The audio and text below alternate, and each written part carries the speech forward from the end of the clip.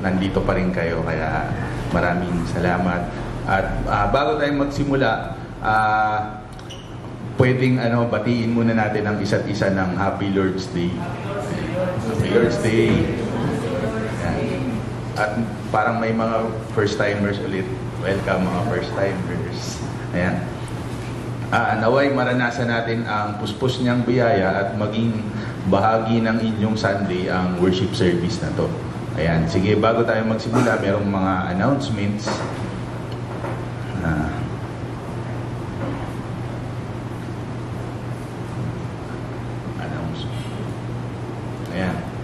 Una sa lahat, ang admissions ng Jubilee Christian Academy para sa school year 2026 to 2027 ay bukas pa rin. Pakiscan ang QR code na nakikita sa screen. Ang isa dyan ay para sa in-school at ang isa ay para sa homeschool. Ayan. Pagkatapos, panoorin natin ang video na ito.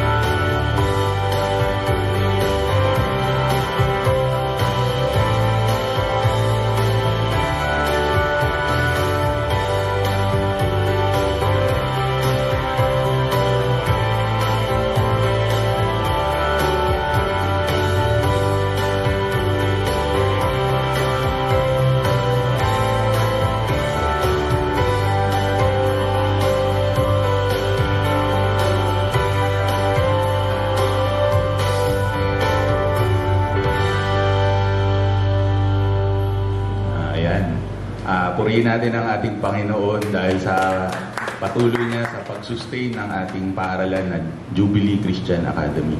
Ayan. Pangalawa, ayan, iniimbitahan ng JEC Family Care Ministry ang lahat para sumali sa Grace at Home, Building Stronger Families Together. At ang ika-4 na session na po tayo ay pinamagatang Shepherding the Heart, Discipline as Gospel Discipleship. At ito'y magaganap sa darating na November 8, 2025, Sabado po yun, 9 to 11:30 a.m. sa JEC Lower Chapel. Para sa registration, pwede nyong iscan ang QR code na nakikita sa screen or pwede nyong kontakin si Deacon Janko para sa karagdagang impormasyon. Ayan. Pangatlo, para naman sa mga ladies, maging handa para sa busy na Christmas season at sumali sa isang cooking at gift wrapping lesson ng Oasis Women's Fellowship na pinamagatang Pasta, Present and Praise. Ayan. Kaya't halina't makisaya at mag-join na sa November 15 sa Sabado. Ayan. Pang-apat, sa buwan ng November din, magkakaroon muli ng isang talk bilang bahagi ng Bible GPT series at ito ay pinamagatang For Everyone or For Some, The Extent of Christ's Atonement. Ayan. Ito'y gaganapin sa November 28, 2025, Biyernes po yun, 8 to 10 p.m. dito sa JEC Lower Chapel. At ang speaker sa gabing iyon ay si Reverend Dr. David Chu. Ayan, pakiscan ang QR code na nakikita sa screen para makasali or pwede niyong kontakin si Brother Dennis Kwa para sa karagdagang impormasyon. Ayan. Panglima, sa naganap na eleksyon nung nakaraang linggo, nagagalak kung ibahagi sa inyo ang mga nanalo. Ito ay sina Dr. Gentry D. at Dr. Nelson D. Nagpapasalamat kami sa Panginoon para sa kanilang tapat na paglilingkod sa ating JEC community. At sa kanilang bagong tungkulin bilang elder, ito ay magsisimula sa susunod na taon, January 2026. Patuloy nating ipanalangin ang ating mga leaders para sa wisdom sa paghawak ng ating iglesia para maging kalugod-lugod sila sa paglilingkod sa ikaluluwalhati ng ating Panginoon. Pang-anim, inaanyayahan lahat na sumali sa isang access group o small group. Ito'y para lumago ang inyong buhay Kristiyano at ang spiritual na pamumuhay. Tatalakayin usually dito ang salita ng Diyos, ang mga messages na naririnig natin tuwing linggo, ganyan, at mga Bible stories, ganyan. At kung wala pa kayong access group, pwede kayong sumali sa Access Taglish. Sinimulan ito ng ating core team at ito'y pagkatapos lang nitong service na ito. At ang panghuli, kung nais nyo ng tahimik na lugar para manalangin, bukas po ang ating prayer garden sa likod lang po ng Bell Tower. Ayan, meron din mga papel doon para pwede nyo isulat ang inyong mga prayer request. Ayan, para ipanalangin kayo ng ating mga pastor. At tapos, lahat ay inaanyayahan na sumali sa ating weekly prayer meeting online via Zoom tuwing Webes 8 to 9 p.m. Pinopost linggo-linggo ang mga Zoom link sa ating Viber groups. At pagkataas ng ating worship, pwede kayong lumapit sa ating mga pastor para ipanalangin kayo. Ayan na po ang ating mga announcements. At ngayon, ilaan natin ang sandaling ito upang ihanda ang ating puso at isipan sa pagsamba.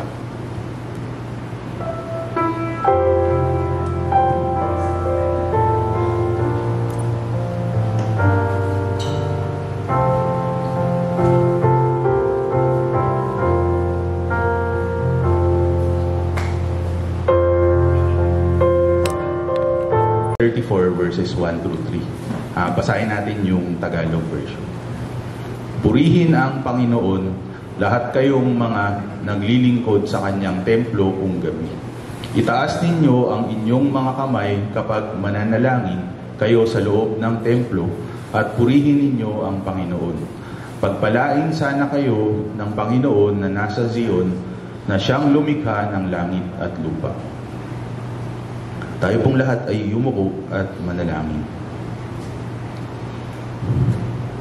Aming Ama na nasa langit, sinasamba ka namin sapagkat ikaw lamang ang banal, ang pinakamakapangyarihan sa lahat, ang manlilikha ng lahat ng bagay, at tanging karapat-dapat sa aming papuri.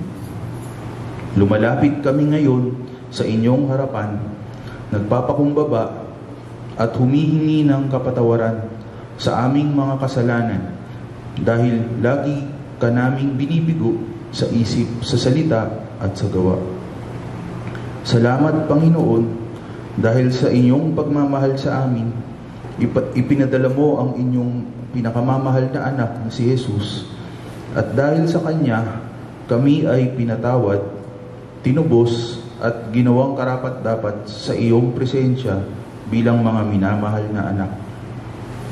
Pagpalain niyo, O Diyos, ang panahong ito ng aming pagsamba. Pagpalain niyo ang bawat elemento ng worship service na to, mula sa mga awit at tinig na itaataas sa iyo, sa mga panalangin ihahandog sa iyo, ang mabubuting salita na manggagaling sa iyo, pati ang lahat ng mga pusong handang makinig sa iyo. Naway ito'y maging mabisang paraan ng kaligtasan para sa puso ng naliligaw, at upang tumibay at manatiling nakaugat sa iyo ang puso ng bawat isa na nananampalataya sa iyo. Gabayan niyo at bigyang karunungan ang aming tagapagsalita ngayong hapong ito.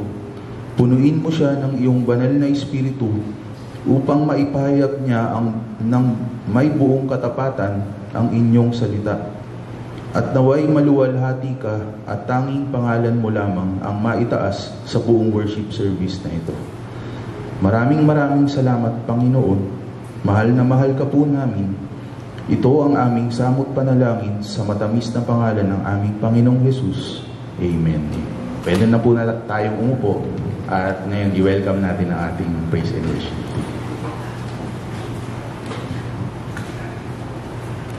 Salamat, Brother Kenneth.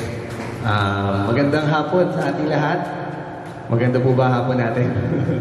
And as always, every Sunday, we greet each other a happy Lord's Day. Yan. And sana ay lahat tayo ay may galak na aawit po sa ating Panginoon. Masaya po ba tayo ngayong araw? Masaya. Amen, amen. So, bakit, ano pa hinihintay natin? Tayo po ay magsitayo at umawit po tayo ng may galak, may tuwa, may saya sa piling ng Diyos.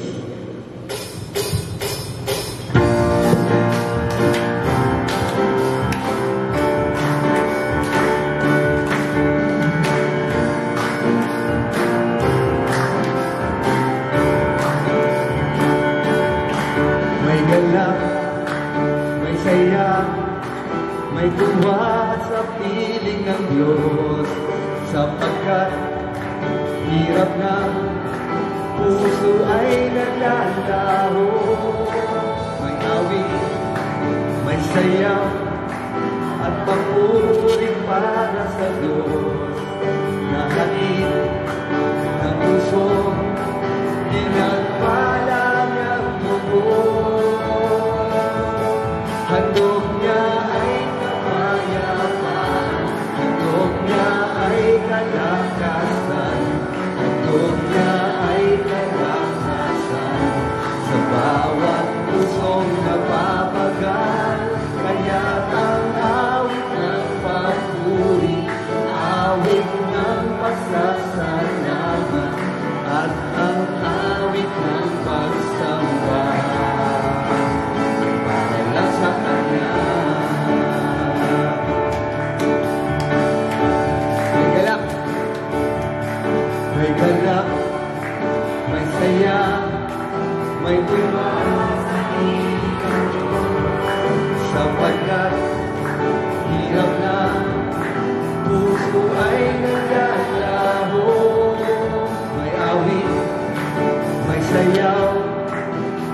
papuri para sa Diyos na hatid ng puso, pinagpala niyang buhos. Handog niya ay kapayapaan, handog niya ay kalakasan, handog niya ay kalakasan, sa bawat pusong napapagal.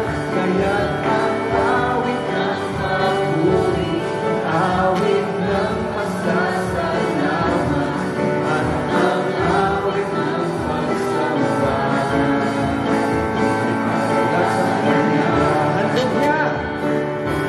Handog niya ay kapayapaan, handog niya ay kagalakan, handog niya ay kalakasan, sa bawat pusong napapagal. Kaya't ang awit ng papuri, awit ng pasasalamat, at ang awit ng pagsamba ay para lang sa Kanya, ay para lang sa Kanya, ay para lang sa Kanya. For the last time, ay para lang sa Kanya. Amen. Praise God. Talapakan natin ang ating Panginoon. Patuloy po tayo umawit. Awitin po natin ang isang awit na galing po sa Psalm 103. My soul will wait. Ayan.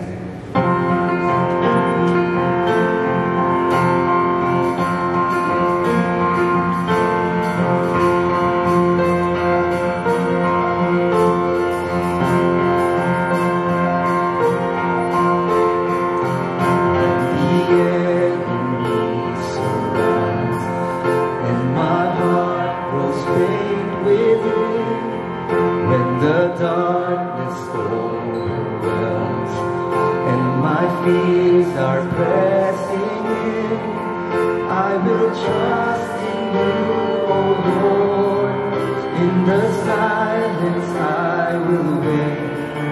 I will stand upon your word.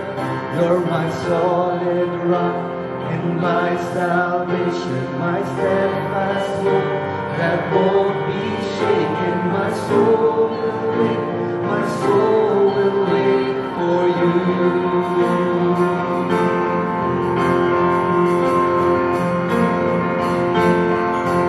You're my stronghold and my shield in the midst of every dread. Though the weak and they will vanish like a breath. Yes, I know the outcome sure. Satan's evil plans will fail. In their power I'm secure. You're my solid rock and my salvation, my steadfast hope that won't be shaken. My soul will wait, my soul will wait for you. You're my comfort when I feel forsaken, my refuge and my sure foundation. My soul will wait, my soul will wait for you. This is love I can't explain. This is love I can't explain. This is mercy undeserved. To your sacrifice so great, I have peace that's undeserved. For the battle has been won, and I fear no shame or loss.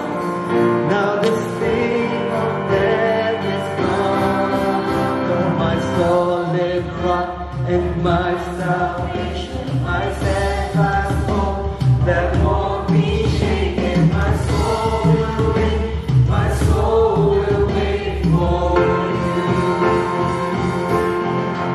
You're my comfort when I feel forsaken, my refuge and my sure foundation. My soul will wait, my soul will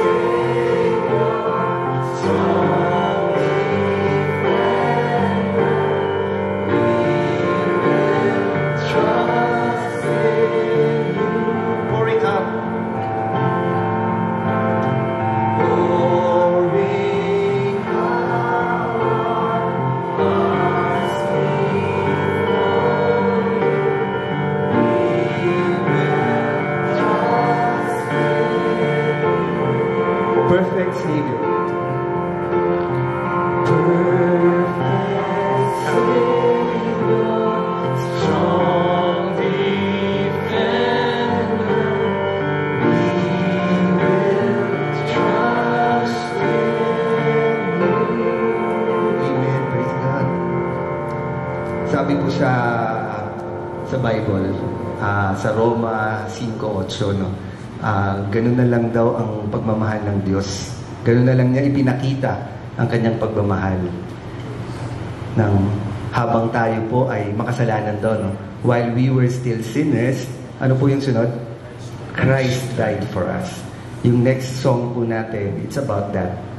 Habang hindi karapat-dapat tayong pagpukulan ng habag at wagas niya ng pagsinta, si Kristo po ay namatay sa atin. Awitin po natin itong ating susunod na awitin with all of our hearts, Sukdulang Biyaya.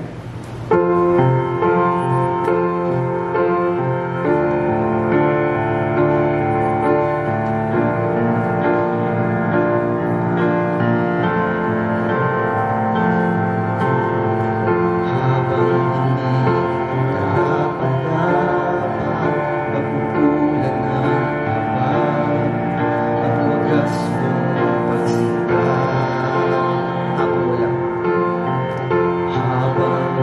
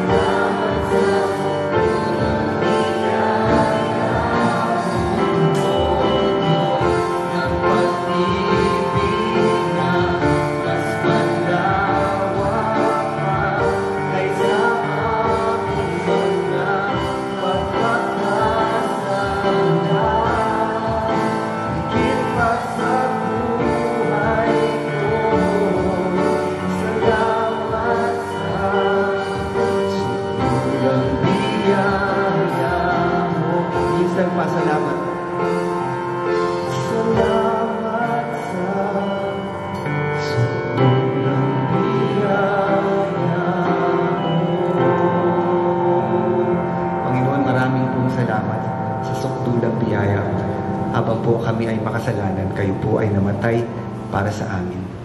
Lahat ng papuri at pagtaas at parangal ay para lang sa iyo. Sa ngalan ni Jesus, kami po ay nananalangin. Amen. Maaari na po tayo maupo.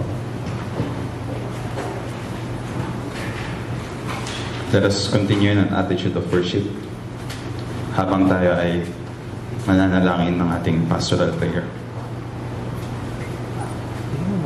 Lord, we come before you ngayong hapon na ito, asking for your grace, for your mercy, Lord, sa lahat, Lord, ng aming mga pangangailangan.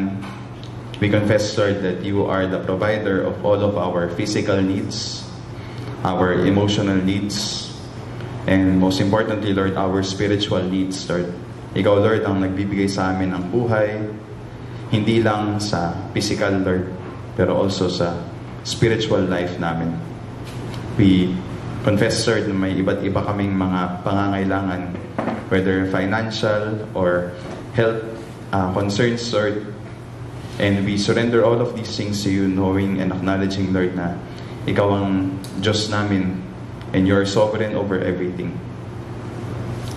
So, Lord, today we ask, Holy Spirit, that you would give us strength to stand in the face of the various trials and difficulties that we are going through. And we ask, Holy Spirit, na bigyan mo kami, Lord, ng isip at ng mga mata na mananatiling nag-aabide kay Kristo, Lord, na siyang nagbibigay sa amin ng kalakasan para sa lahat. And help us, Lord, that in this power and strength that we receive, abiding in you, help us to glorify you, Lord. Pagpunta namin, Lord, dito sa iba't ibang aspeto ng mundo, sa aming trabaho, sa aming mga pamilya, tulungan mo kami na maitaas ang inyong pangalan, to glorify you and to make your name known, Lord, because it is only in trusting in you and believing in you and worshiping you, Lord, that we can spread light, Lord, and life, Lord, sa ibang mga tao. So help us, Lord, to show your glory to this world. Guide us in all areas, in all aspects of our lives, and we entrust everything to you. Help us this afternoon, Lord, habang kami nag-aaral ng inyong salita, na mas mapalapit ang aming puso at isipan, Lord. Na mas mapalapit kami sa inyo, na mas maunawaan namin, Lord, ang tinuturo mo sa amin sa inyong salita. And even as we fellowship today, Lord, help us love one another and serve one another so that matulungan namin, Lord, ang bawat isa sa kung anumang mga emotional, spiritual, or physical needs na meron kami. Guide us, Lord, in this worship service, and we give you all of the glory. In Jesus' name we pray. Amen. Para po sa ating tithes and offering, ang passage po natin ay makikita sa 2 Corinthians 9 verse 7. Ang bawat isa sa inyo ay magbigay ng ayon sa sariling kapasyahan, ng walang pag-aatubili at hindi sa pilitan, dahil mahal ng Diyos ang mga nagbibigay ng may kagalakan. Pwede po tayong magbigay ng ating tithes and offering sa offering box na matatagpuan sa likod ng worship hall natin ng, dito after ng ating worship service. At pwede rin po tayo magbigay online sa bank details na makikita sa screen. Para po sa ating scripture reading, may I invite everyone to stand as we read today's passage mula sa 1 Peter chapter 1 verses 1 and 2. Basahin po natin yung Tagalog ng sabay-sabay.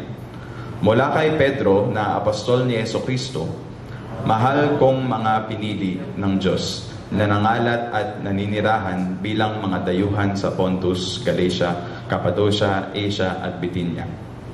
Pinili na kayo ng Diyos Ama noon pa para maging mga anak niya sa pamamagitan ng banal na Espiritu, para sundin niyo si Jesucristo at upang linisin kayo sa mga kasalanan niyo sa pamamagitan ng kanyang dugo. Sumain niyo nawa ang higit pang biyaya at kapayapaan. The word of the Lord. Thanks be to God. Maaari na po tayong umupo. Para po sa ating message today, ang title ay Ambassadors of Christ, Guidelines Behind Enemy Lines. At ang speaker po natin is none other than Bishop, no, joke lang, Reverend Jem Quesada.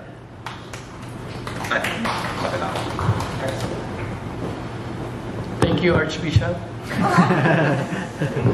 Magandang hapon po sa inyo lahat. Pwede niyo po mabatiin ang bawat isa ng isang magandang hapon na maulan. Yan. Hindi ko po alam ang nafe-feel nyo, pero ako po every time na may drizzling ng pag-ulan, kalamigan, ako po ay excited. Yan. Kumpara kapag summer. Ang hirap ng ganitong forma pag summer. Yan. So, kanina po, may nagsabi sa akin na ligaw daw ako ng church. Mukhang hindi daw ako dapat dito. Ayan. Ang sabi ko, actually po, ayon sa history, ang kauna-unahang nagsuot ng ganitong superhero outfit ay si Donald MacLeod na isang Presbyterian minister noong 1856. So, ang nagpauso po ng ganitong datingan ay pastor. Yan. Nakakala nyo sa kabilang simbahan, no? Hindi. Ang nagpauso po niya na isang Presbyterian pastor. Muntik na maging JEC pastor. Yung nagpauso, no? So, yan po, isang kaalaman mula sa kay Kuya Kim. So, ngayong hapon po, we'll be looking at a series po. Kasi nakikita ko kay Pastor Telo, nagsiseries siya. Sabi ko, bayain ko kaya? So, meron tayong series about Peter's letter sa mga nagkalat na mananampalataya nung panahon niya. So, this is in 1 Peter. So, kung kayo po ay may mga Biblia, alam ko po sa harap ninyo ay may mga Biblia po, no? Although ang Biblia ninyo ay English. Okay po yan. Kasi po, tayo ay Taglish. Ngayon, medyo mahirap makita at mapatunayan ng isang tao kung siya ba ay isang mananampalataya kay Kristo. Agree? No? Makikita mo ito, kadalasan, kung paano siya mag-respond sa mga nangyayari sa kanyang buhay. Doon mo makikita na ang taong ito ay may kabanalan, may kapayapaan na galing sa ating Panginoong Jesucristo. At yan po ang pagkakatawag sa atin. Kasi sa panahon ngayon, parang hirap madetermina kung sino ba talaga ang tagasunod ng ating Panginoong Jesucristo. Parang naalala ko po yung mga trivia na katulad nito. Alam niyo po ba yung hayop na parating pinuputol? Tama, cat. Yung animal na parating nauuntog? Dog. Tumatalino na ako. Yung animal na parating pangit? Cow. Sayang, wala kayong kaharap. Anyway. So, ngayon, how can we determine na ang isang tao ay mananampalataya sa ating Panginoong Jesucristo? At yan po yung makikita natin dito sa ating babasahin sa unang Pedro. Ayan. To God's elect exiles scattered throughout the provinces of Pontus, Galatia, Cappadocia, Asia, and Bithynia, who have been chosen according to the foreknowledge of God, the Father, through the sanctifying work of the Spirit, to be obedient to Jesus Christ and sprinkled with His blood. Grace and peace be yours in abundance. Kanina binasa po yung Tagalog, kaya binasa ko sa English. But mamaya we'll be looking at it more clearly. So, ano pong message idea natin? Ang hirap po kasi ma-determine nga kung ang isang tao ay talagang mananampalataya ni Kristo. Pero ang pagkakatawag sa mga mananampalataya accurately represent ang Panginoong Jesucristo. So ang tanong po na sasagutin natin ngayong hapon, ako ba ay exact, accurate, appropriate representation of Christ here on earth? Tayo ba ay, ano bang Tagalog ng appropriate? Na wasto, nararapat, na representante ng Panginoon dito sa lupa. Kasi marami din po ang parabagang ligaw kung ano ang gagawin. Marami ang parang confused sa kanilang identity. Uso yan, no? Pero ano ba ang gustong mangyari ng ating Panginoong Jesucristo? At isa po sa mga tinrain niya na dating magulo at pasaway, ang Apostol San Pedro. Yan, kung mapapansin niyo yung gospel, napaka-impulsive nitong ating apostol na ito. Talagang kung ano maisipan, ginagawa. No? Nung namatay si Kristo, nakita niya na napako sa krus, namatay, sabi na sa mga kasama, ewan ko sa inyo, pero ako, babalik ako sa pangingisda. Kaya nung nangisda siya, isang araw, nakita niya sa pampang ang Panginoong Jesucristo, kagaya ng first meeting nila, tinanggal niya yung outer garment niya, nag-dive, at pumunta sa pampang. Halos ganoon yung pagkikita nila. Yung realization na yung kaharap mo ay totoong anak ng Diyos. Isa sa mga pamantayan po na ikaw ay tagasunod ni Kristo ay meron kang personal na encounter sa ating Panginoon. Kasi kung walang impact sa iyong buhay ang patotoo na galing kay Kristo. So bigyan po natin ng konting background. Itong libro ng unang Pedro. Siyempre po, ang may akda ay si Peter. Pedro, no? Sa Aramaic Kephas. Yan. So, para kanina yung mga sulat na ito na ginawa ng Apostol San Pedro, para doon sa mga iglesia sa diaspora o yung mga nagkalat na iglesia. Diyan po sa binasa natin, diyan sa Ponto, Galacia, Cappadocia, Asia at Bithynia. Nasa ngayon po ay nasa, ano po siya ngayon? Modern day Turkey. Cappadocia, ewan ko po kung traveler kayo, ito yung isa sa mga kilala na mga hot air balloon spot ng mga turista. Yan. Kung gusto mong dinadala ka ng lobo kung saan, yan, punta ka ng Cappadocia. Diyan yun, sa modern day Turkey. Kasi nung panahon po na to, ito yung simula ng pagpapahirap sa mga mananampalataya nung panahon na ito. Kumbaga, ay pag ikaw ay nag-profess ng pagiging tagasunod ni Kristo during Apostle Peter's time, ibig sabihin nun, death penalty. Sa ngayon, di ba, pag nag-profess tayo, Christian ako, saan sa church? Sa JEC. Parang okay lang, no? Parang uso, parang nasa trend. Pero nung panahon ng Apostol San Pedro, hindi biro ang pag-profess sa Panginoong Jesucristo bilang Panginoon at tagapagligtas. It means your life. Naalala nyo yung sikat na hari noon?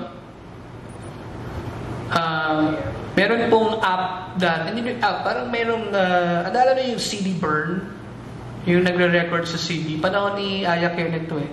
Yung pumunta sa mga computer shop. Hindi ka ngayon Aya Eric, si Aya Kenneth na. So, alam mo yun, yung nagbe-burn ng CD na mga kanta, sino naka-experience na? Kaya, lumalabas yung anyways, anong tawag dun sa proseso na yun? May tinatawag dun na parang brand eh. Nero, exactly. Yan yung pangalan ng hari na mahilig manunog. At ang parati niyang sinusunog ay yung mga tagasunod ni Kristo. Kaya hindi biro na magproklama noong araw, nung panahon ng Apostol San Pedro, na ikaw ay tagasunod ni Kristo dahil talagang masusunog ka. Literally, no? Susunugin ka nung haring ito. Nasabi ko rin po, di ba? Parang meron siyang magandang garden na sa gabi gusto niya makita ng mga tao yung garden. Kaya yung mga Kristiyano, tinayuan niya ng mga pole. Hindi para tingalain, no? Kundi para sunugin at magbigay ilaw doon sa kanyang magandang garden. Hindi ko alam, sabi ko kung doon galing yung idea ng Christmas lights na may sounds pag nag-ilaw. Napaka-morbid doon, ano? Ganon ang nangyayari nung panahon na yan. So being a Christian back then, sa panahon natin ngayon, parang okay lang. No? We have that freedom. Although may freedom din naman sila noon, but it has consequence. May kabayaran. At yun ay buhay. So nung panahon nila, pwede tayong maging safe na sabihin na sila ay mga mananampalataya. Dahil hindi biro po yung pag-acknowledge ng pagsunod kay Kristo nung panahon na yan. Sobrang kapalit niyan ay ang buhay mo. Kaya nga, kung babalikan natin yung message idea natin, parang napakahirap talaga na tayo ay mamuhay ayon sa kalooban ni Kristo. Kahit sa panahon natin, nasabihin mong walang persecution. Sa mundo natin na ang tama nagiging mali, ang mali nagiging tama, ang hirap lumagay sa tama na sinasabi ng Biblia. Talaga pong may conflict. Kasi kung ikaw ay mamumuhay ayon sa prinsipyo ng Biblia, marami kang sasagasaan na prinsipyo ng mundong ito. At marami sa mga kamag-anak, kasama sa eskwela, sa trabaho, ay parang, sabi nila, ika-cancel ka. Kami po mga Gen Z, may tinatawag po kami cancel culture. Ayan. So parang kapag ikaw ay may parang stand, no? ika-cancel ka ng mga tao, ng mga kaibigan mo, para ikakahiya ka. Cancel pa lang yan. Yung panahon ni Apostol San Pedro, ika-cancel yung life mo. Talagang mamamatay ka sa pananampalataya mo. Kaya nga ang nangyari, itong mga nagkalat na mga cities and countries na ito, nasa Asia Minor or modern day Turkey. Dahil nga matindi yung pinagdadaanan dyan. Bithynia, Galatia, Cappadocia, Pontus, andyan po sila. Asia Minor. And the Apostle Peter's goal is for them to really look back at the first belief that they have according to the Lord Jesus Christ. Kasi dahil sila ay mga eyewitnesses sa buhay ni Kristo, nakita nila kung paano pinahirapan, pinatay ang Panginoong Kristo, nabuhay na magmuli at pumunta sa langit. Kaya itong mga Kristiyanong ito medyo matatapang. Di ba si Pedro, alam niyo ba kung paano siya namatay? Paano namatay si Pedro? Rayuma. Namatay siya sa pamamagitan ng crucifixion na pabaliktad. Kasi feeling niya unworthy siya na mamatay ng kagaya ng kanyang Panginoon na Jesucristo. Matindi. Alam niyo ba si Pablo kung paano namatay? Napako. Pugot ng ulo. Nakita niyo? Walang tagasunod or apostoles ang namatay sa natural causes. Sabi nila si John, pero bago si John mamatay sa natural causes, sa katandaan, pinirito muna yan. Oo, kaya hilaw yan. Pinirito muna, pinahirapan yan. Lahat ng tagasunod ni Kristo, kaya yung sinabi ng Apostol San Pablo, ay dadaan sa paghihirap. Kaya isa rin yung reflection, ano kaya pag-evaluate natin sa sarili natin. Ako ba ay totoong tagasunod ni Kristo? Kasi sabi ng Panginoon, kung sila nga nagalit sa akin, sa inyo pa kaya? Isa po yan sa mahal palatandaan na tayo ay tagasunod ng ating Panginoong Jesucristo. So dyan po yung background niya, no? Gusto niyang patuloy pa rin tayo na magbigay ng lugod sa Diyos kahit sa mga pagkakataon na napakahirap. Ito po, kung mapapansin nyo, kilala niyo ba ito? Kilala niyo po yan? Parang may kahawig, ano? Ito ba kilala niyo? Ayan. Gusto ko pong, kasi may nagbigay sa akin ito kanina sa Elder Chris. Ito po yung Blessed to Bless. Hindi, tapos na po ito, no? Gusto ko lang kasi binigay sa akin kanina. Ito po yung aming parang missionary journey sa isang lugar na napakaganda at talagang hindi pinagbabawal ang pagiging Kristiyano sa Pakistan. So, at ito po, kung mapapansin nyo, parang sa labas, ano? Sa labas talaga yan. This is situated sa gitna ng community ng mga Muslim. Tapang, no? Muntik na maging Charlie Kirk yan eh. Okay. So, at ang presentation ko po dyan, gospel. Imagine niyo yun. Habang nagsasalita ako, Lord, take me. Kasi kita mo talaga yung mga, yung community na sa taas ng mga bahay nila, they are listening. But somehow, as we do this ministry, sabi ko, Lord, you have a plan for this people talaga. Pwede. Actually, nung papunta po kami dyan, ang sinasabi sa amin, dali namin yung aming mga passports. Kasi may mga tinatawag na checkpoints. Tapos ako po, ang prayer ko, dahil ako nga speaker, sabi ko, Lord, sige, sana mahuli kami.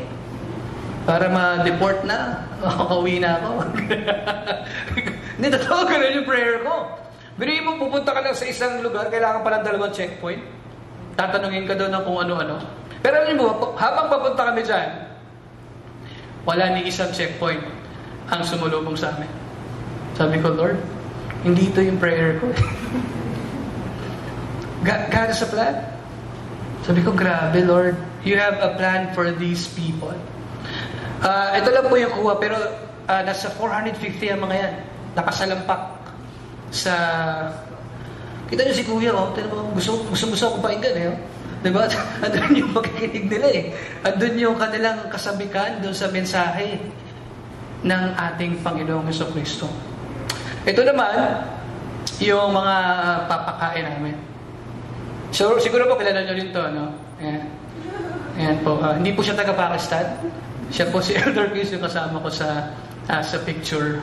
And kung yung mga nasa likod po niya, yan po yung mga naka AK-47 na binabantayan kami. Exciting po, diba? Nakakatuwa nga. Okay. Tapos, ito naman po, during, this is a youth gathering actually. At I'm so blessed on how these young people, wala po dyan, hindi ko na sinama. Talagang they are, alam mo yung tipong pag may sinabi ako sa passage or parang sa verse, marinig mo yung pag-turn ng mga pages ng mga Bible nila. This is a Muslim country. Dito sa church natin, hindi ko na marinig yun eh. Correct me if I'm wrong, ha? Pag may sinabing passage, hindi mo na marinig yung pag-turn ng pages. Ay, meron na. Diba? I mean, parang medyo ironic ng konti, no? Yes, we have this freedom. Pero compared dun nga sa mga countries na parang kina-curtail yung kanilang freedom, talagang makikita mo yung kasabikan. Alam mo yon? May mga times po, hindi dito, wala din dito, na si Elder Chris ang speaker. May isang mother na wala na ng malay sa sobrang init. Tingnan yung suot nila, oh. Diba? Pang winter. Pero summer yan eh. Summer sa Pakistan, July summer. Napakainit. Meron din po akong picture noon na para akong binuhusan ng tubig. Sobrang init. Bilhin nyo kahit yung pantalon ko basak sa pawis. Grabe. Ayan. Pero yung mga tao, hindi sila affected. Talaga they want more. Sabi ko, Lord, grabe yung pag-stir up mo sa ibang mga bansa. And ang prayer ko sana, mangyari din yun, yung kakaibang sigasig na yun sa ating bansa. Nang sa gano'n, yung mga nangyayaring hindi magaganda, alam niyo naman, hindi natin kailangan isa-isahin yan. Matuto tayong bumalik dun sa gusto mangyari ng Diyos sa ating lipunan. So, ang summary po nito ay ako po ang na-bless. And I believe God has a plan pa for the part 2. Sabi nila sila Pastor Telo, Pastor Kenneth, saka Pastor Eric naman daw susuong. Pero winter naman nila gagawin para medyo hindi mainit ng konti. So malapit na yun. So, sabi dito, however, we are citizens of heaven. Kung ikaw ay nanampalataya sa ating Panginoong Jesucristo bilang Panginoong tagapagligtas, ang pangako niya, makakasama ka niya habang buhay. Do you know John 3:16? Ano sabi doon? For the wages of sin is death. Mali, tama. May mga gumagano naman. Okay. For God so loved, John 3:16, mga kapatid, ano ba kayo? John 3:16, for God so loved the world that He gave. Di ba? Ano ba sa Tagalog? Sapagkat gano'n na lamang ang pagsinta ng Diyos sa sanlibutan. Kaya minarapat ng ipadala sino? Ang kanyang buktong na anak, sino mang mananampalataya ay hindi mapapahamak, kundi magkakaroon ng buhay na walang hanggan. Yun yung pangako ng Diyos. Sabi ng Apostol San Pablo, tayo ay mga citizens na ng langit kung ikaw ay nanampalataya kay Kristo. We look forward to the Lord Jesus Christ. Alam niyo ba, doon sa graph po na nakita ko, sayang hindi ko nilagay dito, about yung mga earthquakes na nangyayari sa Asia. Meron dyan sa Japan, sa Indonesia, yung mga red marks, kumbaga, na may pagyanig. Alam niyo ba sa Pilipinas, hindi mo na makita yung Luzon, Visayas at Mindanao sa dami ng red marks. Kahapon lang, may pagyanig na naman. 6.2 tao ba? Sa may bandang Davao. And people are afraid of the big one. But for those who have Jesus Christ as their Lord and Savior, they are looking forward not to the big one, but to the one who would save them. Kasi kung totoo ang darating ang big one, minsan wala kang magagawa o talagang baka wala kang magawa. But we look forward to the one who promised to us heaven. And that is our Lord and Savior, Jesus Christ. Na ang prayer ko din po, kahit na anong kamatayan, no, talagang andun yung, di ba, kahit ang Salmo sinabi, masamyong amoy para sa ating Ama ang kamatayan ng kanyang mga pinili. Hindi naman nagiging morbid si Lord, no? Pero death is the gateway for you to experience the promise that He has for you. Gateway to eternal life. As meron po akong parang mindset parati na parang pag pumunta akong langit, kahit may pila yan, magkakat ako ng line para pumunta kay Lord, tapos yakapin ko siya. Gusto ko ako mauna. Pero sa study the scripture, baliktad. Hindi mo na kailangan gawin yun. God will personally welcome you. Grabe yung promise na yun. Kaya kahit anong kamatayan yan, parang wow. Nung nabalitaan ko po yung kay Charlie Kirk noon, sabi ko, grabe na yung mundo. Habang I contemplate sa nangyari sa kanya, medyo may konting inggit ng kaunti. Kasi si Charlie Kirk nandun na sa piling ng napakagandang Savior. Wala na siyang dadaanan na problema pa. Hindi nga niya alam na kinuha na siya eh. Di ba? I mean, kung mapapasin niyo yung video, hawak pa rin niya yung mic, ayaw niyang bitawan eh. Because that's the promise of God. It's, ano yun? Exceeds, transcends yung state of death.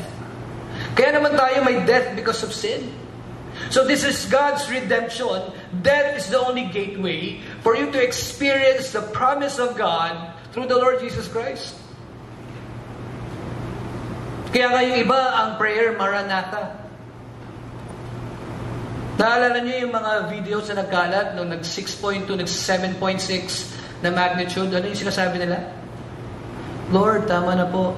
Narinig niyo yan? Lord, tama na po. I don't know kung sa time ng buhay nila, sa ginagawa ng Diyos sa kanilang mga buhay, inaramdaman nila yung mensahe na tama na yung ginagawa mo. Bumalik ka na sa akin. Kasi yung pagkakaintindi ko dun sa Lord, tama na po, parang feeling ko na parang kasalanan pa ni Lord eh. Yung mga ganong pagyanig. It's inevitable, mga kapatid. Because isa yan sa mga palatandaan, no? Kahit yung big one, ang ating the one ay darating na. So ang tanong, are we accurately representing Christ to this world? Kasi we are citizens of heaven. Kapag citizen ka ng heaven, dapat merong mga traits sa'yo na palatandaan na makalangit. So kailangan natin magsimula ng mga bagay na makalangit, na pag-uugali. Diba? Alam niyo ba, napansin ko din na ang isang tao na grateful, parating nagpapasalamat, ay isang attitude na kasama sa kaharian ng Diyos. Kumpara dun sa taong laging may reclamation. Laging may reklamo. May complain. That's, part of it. Ano bang sabi ng Apostol San Pablo? Therefore, we are Christ's, ano daw? Christ's, yun na ibig sabihin ng ambassador, no? Representatives. And through us, should be, no? God is calling those people who have no peace, no Christ. We beg, because we are Christ's representative, on His behalf, we beg what? That you guys, those who don't have relationship with Him, to be reunited with God. Yan po yung mga characteristics ng isang representative or ambassador. So what are the characteristics pa na sinabi ng Apostol San Pedro dito po sa binasa natin? Isa-isahin po natin. Sino ba ang ambassador? Sila yung sabi na elect. Parang yung nagbotohan tayo ng mga elders, no? Pero sabi dito, to the pilgrims of the dispersion or diaspora, elect according to the foreknowledge of God the Father. Now, when we talk about election, this is not our framework or mindset of election. Ang pinakabida dito, ang pinaka-supreme ay yung foreknowledge ng ating Panginoong Jesucristo. Kasi maraming debate ang nangyayari dito. So pag hindi ba ako pinili, wala na talagang pag-asa. Kasi mindset natin yun. Hindi doon tumatakbo yung tinatawag na election ng Diyos. Tingnan po natin. Sabi dito, yan ay nakatago, kumbaga, sa cloud ng doctrine of predestination. The doctrine of election. The doctrine emphasizes that God's choice of who will be saved is a free act of His will, not based on anything the individual does or will do. Diba? We have been taught na ang kaligtasan, wala naman talaga tayong participation dyan. Salvation is from God. And us, no, tayong mga tao, sinasabi ng Biblia ay makasalanan at hindi natin kayang iligtas sa ating mga sarili. Dalawang passages sa Roma, makikita mo, sapagkat ang kabayaran ng kasalanan ay kamatayan. Tapos sabi pa doon na sa Romans 3:23, na lahat tayo nagkasala at wala ni isa man na nakaabot sa kaluwalhatian ng Diyos. And that's human being.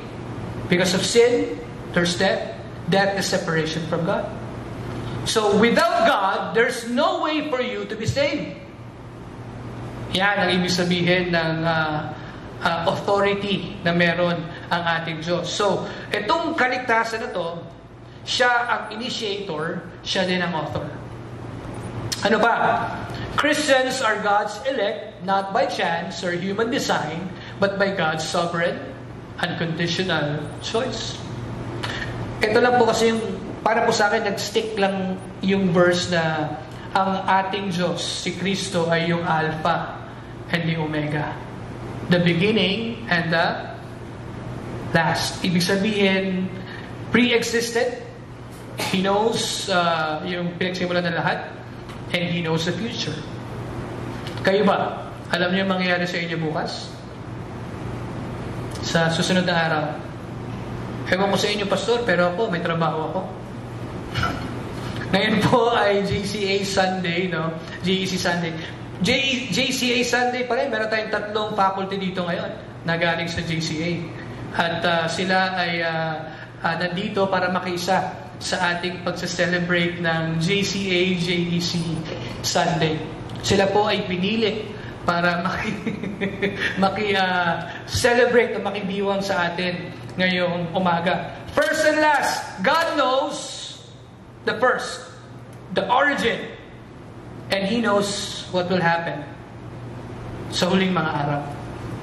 So, by having that thought, alam ng Diyos yung mangyayari. So, binigyan lang siya ng wording dito na may election because it is His freedom, His prerogative as God. So He knows kung ano yung mangyayari hanggang sa dulo. So, obviously, alam niya kung sino yung sa Kanya. Hindi katulad natin na we are bound of, sabi nga, time and space continuum. Ang Diyos walang ganyan. He knows. He knows. Di ba nasa mga religion? He knows. He knows. Yeah. God knows kung sino yung sa Kanya. Because He have seen it. But if you would be reading the Bible, there are some ways, no, that God expressed His love towards humanity. Maring yung iba, isipin nila, paano kung hindi pala ako pinili? Well, ang dami sinasabi sa Bible, kahit sa Old Testament, na ang Diyos ay makatarungan Diyos. Kasi sa panahon natin ngayon, parang iniisip lang nila, ang Diyos ay mapagmahal. Well, that's right. But there's also one part of it na ang Diyos ay makatarungan o makatwiran na hindi niya hayaang hindi maparusahan ang nagkasala. Kasi yung justice system na meron tayo, dapat, no, naka-align siya dun sa justice dapat ng ating Panginoon. That's where we got the word justice. ang Diyos ang author ng justice. So hindi lang siya author of love, He's also an author of justice. Kasi consistent po yan eh. Imposibleng hindi siya just, pero love siya. It doesn't make sense. Kaya pag loving ka, you're also just. Kasi you're upholding what is right and fair. At yun naman yung ating paniniwala, sinasabi ng Biblia patungkol sa ating Diyos. May dalawang element, no? Ang predestination. Napansin niyo yung tuturo ni Reverend Dr. David Chung. Sana parehas kami. Okay, ito mo yung isa sa mga tatalakayan, no? Predestination. May mga elect, may mga reprobate. Sino yung elect? Yung nga tinatawag, no? Yung mga pinili ng Diyos, mga hinirang niya at tinawag niya mga banal. Mamaya papaliwanag natin yan, no? Sa ating pag-aaral pa ng 1 Peter chapter 1 verses 1 and 2 lang po ang ating passage this afternoon. Ano naman yung mga reprobate? Ito yung mga, sabi pa nga sa John chapter 3 verse 17 and 18, those who have not believed are condemned already. So ito po yung dalawa, no? And sabi sa Romans chapter 8 verse 29, ano bang pinaka-goal ng ating Panginoon? For those God foreknew, again the foreknowledge, He also predestined to be what? Conformed to the image of His Son, that He might be the firstborn among many brothers and sisters. Again, this is the whole point of Christianity. Those people who have been elected by God, by His foreknowledge, ano ba yung characteristic? Ano ba yung characteristics ng mga na-elect at na-foreknew ng ating Panginoon, ng ating Diyos? Sila ay mga holy. They are sanctified. At pag ang pinag-uusapan ng holiness, may isang part sa Triune God, no, na nag-empower sa atin ito. This is the Holy Spirit.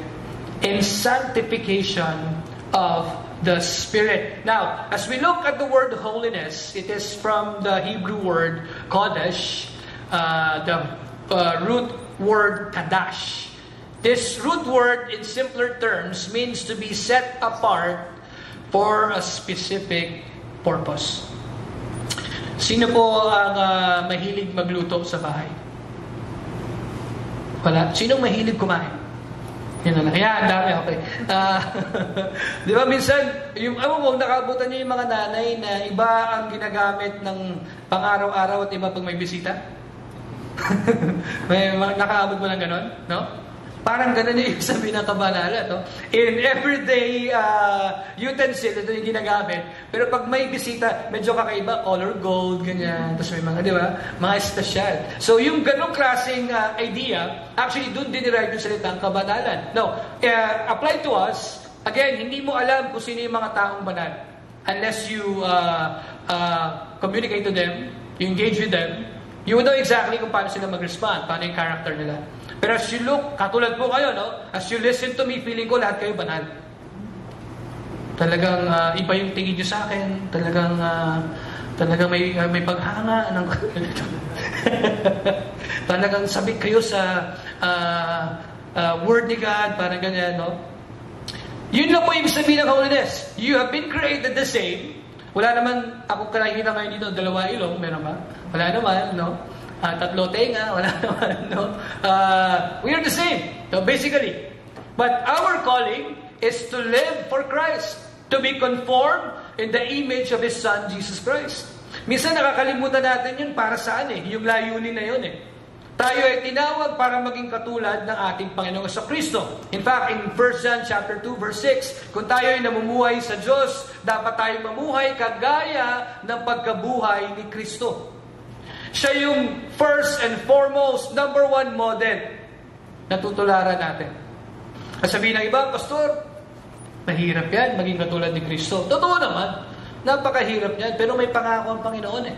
Sabi sa Juan 14:12, alala niyo yan? John 14:12, you can write it down, no?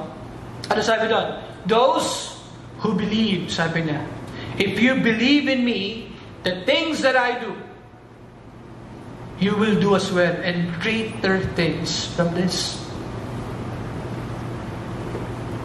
John 14:12. So ano yung pangako ng Panginoon? If we abide in Him, He will empower us with the help of the Holy Spirit to live like Him. Ang layunin din ng isang mananampalataya ay mamuhay kagaya ni Kristo at mamuhay na malaya sa tanikala, nalayo ng Tagalog, no? ng kapangyarihan ng kasalanan. Yan kasi yung nagruruin ng ating relasyon sa ating Panginoong Jesucristo.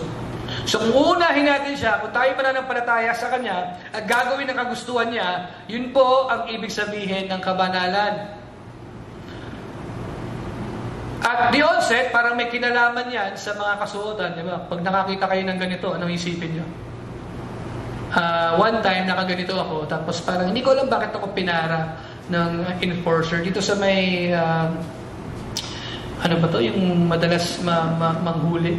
Basta Aurora Boulevard pagka doon pa ano saan? Bima pa yan, no? Ang dami dyan tapos nung aking binaba yung aking Sunday Sunday morning, binaba yung aking window, nakita niya yung postura ko. Ay, Father, saan po kayo pupunta ngayon? Sabi ko, kasi meron kang church service. Ay, pasensya na po kayo, sige po. Magsuot na kayo ng ganito. Kahit pa paano, di ba? Parang may palatandaan.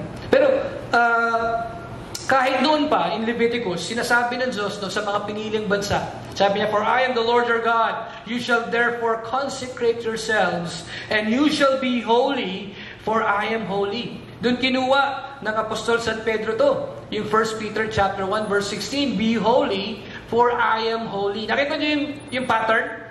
Gusto ng Panginoon na mamuhay tayo ayon sa kalooban ng Diyos, ng Ama, at kagaya ng pamumuhay ng anak. At sino mag-i-empower sa'yo? Ang banal na Espiritu. Diba?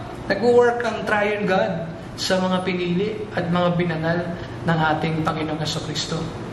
Ano pa? Dahil ikaw ay pinili, ikaw ay binanal, ikaw naman ay may pagsunod. Yan. Sabi ng Panginoon, naalala ko, if you love me, sabi niya, John 14:15, if you love me, obey my commands. Kung susundan ko yung libro ni Gary Chapman, sabihin ko merong 6 love language. No? Ang pang-6, yung love language ni Jesus. Ano yun? Obedience. For obedience to Jesus Christ and for sprinkling with His blood. Ano bang yung sabihin ito? Pag tayo ay pinili, binanal, malamang, no? Ang kasunod niyan, ikaw ay may puso at spirito ng pagsunod kay Kristo. Sabi rin sa Pilipos 2:13, wala ako nagkakamali, ang Diyos mismo ang initiator na tanggapin natin, yakapin natin ang Kanyang kalooban. At gawin natin ito sa ating pang-araw-araw na pamumuhay. Kasi ang Christianity po, maniwala ka sa hindi siya parang hinuhubad o mag-day off muna ako. Hindi, it's a lifestyle. So that people can distinguish us. Ano sabi ni Kristo? They would know that you are my followers if you love one another. Tingnan nyo nga yung katabi nyo. Si Pastor Tega. Obvious naman. No? Pero hindi daw ganyan na pagmamahal. Talagang agape. Yung talagang, alam mo yun, willing kang magparaya. Ganun ba yun, Sister Fran? Talagang nagpaparaya ba si Pastor Tega? Di mo na kailangan sagutin. Joke lang. No? Yung talagang ganung klaseng pag-ibig na parang sabi rin ni Kristo, di ba? Paano ka daw umibig ng iyong kaibigan? You're willing to what? Lay down your life for a friend. Bihirang kaibigan na. Sarap nun, no? May kilala ka ba ganong kaibigan na handang sumulo ng bala para sa'yo? Kasi kung ikaw yung kaibigan na yun na sasaluhin, baka masamang tao yung kaibigan. Babarilin eh. Tapos sasaluhin mo pa, ayaw mo na, joke lang. No, ganung pag-ibig. Wala kang sinitignan, walang iniisip na ROI, kundi pag-ibig na galing sa ating Panginoon. Dahil ang Panginoon sa Kristo, kahit siya talagang sumunod, no? 'Di ba? Sabi sa Philippians chapter 2 na siya ay slave. Ano ba tayo slave? Alipin, no? To the point of dying on the cross. Gaano ba kahalaga yun? Sabi, ay na ano ba? Kapatid na Dennis, kapatid, pwede ba ano nangyari? Ba't parang, may sinasabi siya. Ano? Sige. Sabi dito, no? Gaano kahalaga yung ginawa ng ating Panginoon sa atin? Alam niyo yung passage na without the shedding of the blood, there's no forgiveness of sin. Because of Jesus Christ's obedience. At isa sa mga palatandaan na tayo ay kay Kristo, kung tayo ay may pagsunod sa Kanya ng Espiritu. Sabi sa Hebrews 9:22, in fact, according to the law, almost everything is sprinkled with blood, and without the shedding of blood, there's no forgiveness. And that's what Jesus Christ did. He obeyed to the point of death. So as we close po ang ating first session with 1 Peter, let us remember that our Christian lives should involve commitment. Kasi pag sinabing Kristiyano, naalala ko dati nung tututuro po ako sa JCA, ang basic na tanong ko sa mga grade 9 and grade 10 students, what is a Christian? Well, ang Kristiyano ay yung taong sumusunod kay Kristo. Yan pa, tama po. At ang pagsunod kay Kristo, may palatandaan ng faith, love, and obedience sa kalooban ng Diyos. Hindi ko po alam kung nasa na kayo sa inyong journey with Jesus, with God. Alam ko po na hindi naman lahat parating cloud nine, may mga valleys din ng loneliness and all. But I think what's crucial is that we have the heart that is willing to depend to the one who has given us everything for us. And that by the empowering of His Spirit, the Holy Spirit, we can do all things through Him who strengthens us. So marahil po, yung iba sa atin, we are on the verge of surrendering. Ang hirap pala maging Kristiyano, ayoko na.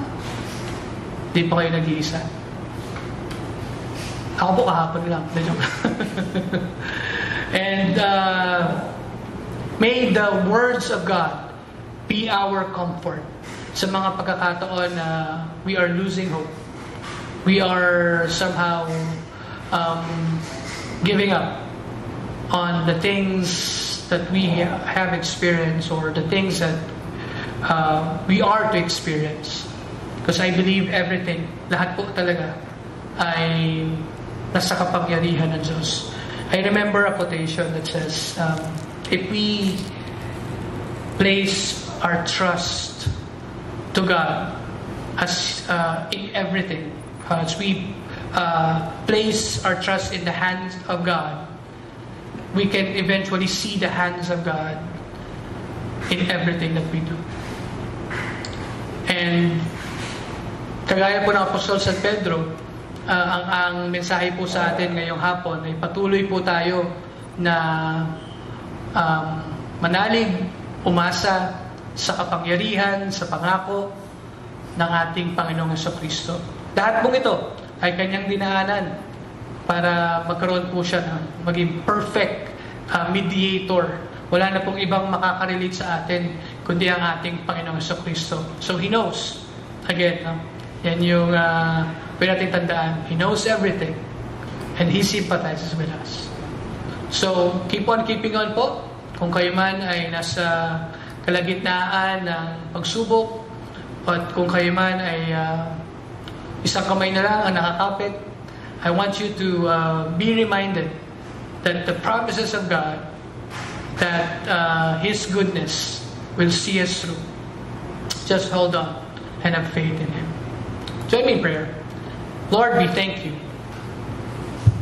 Salamat po dahil Kayo ang Diyos na makapangyarihan. Kayo ang Diyos na tapat. Kayo ang Diyos ng pag-ibig. at ng pagmamahal. Kayo din po ang Diyos ng katwiran. Kaya Panginoon, alam niyo po yung nangyayari po sa bawat isa sa amin. Alam niyo po, Panginoon, ang pinagdadaanan ng bawat isa sa amin. Kaya Panginoon, ang aking panalangin ng inyong kaaliwan, ang igawad niyo po sa mga individual ngayon na dumadaan po sa pagsubok, dumadaan po sa matinding suliranin, Panginoon, o kahit po sakit. Nawa ang inyong presensya, ang inyong kagalingan, Panginoon, ang inyong wisdom, ang inyong presensya, ang yumakap sa mga kapatid kong ito. At sa aming paglulook forward ng inyong muling pagbabalik, nawa ay baunin po namin ang inyong mga pangako, ang inyong mga salita na nagbibigay lakas ng loob sa bawat isa. Salamat po, Panginoon, sa inyong gagawin. I-dismiss niyo po kami, Panginoon, with your blessing. At sa Kanya na makagagawa ng higit sa pwede nating hilingin o isipin, sa pamamagitan ng Kanyang kapangyarihang naghahari sa atin, sumakanya nawa ang kapurihan sa Kanyang iglesia at kay Kristo Jesus sa lahat ng salinlahi, ngayon at magpakailanman. Amen.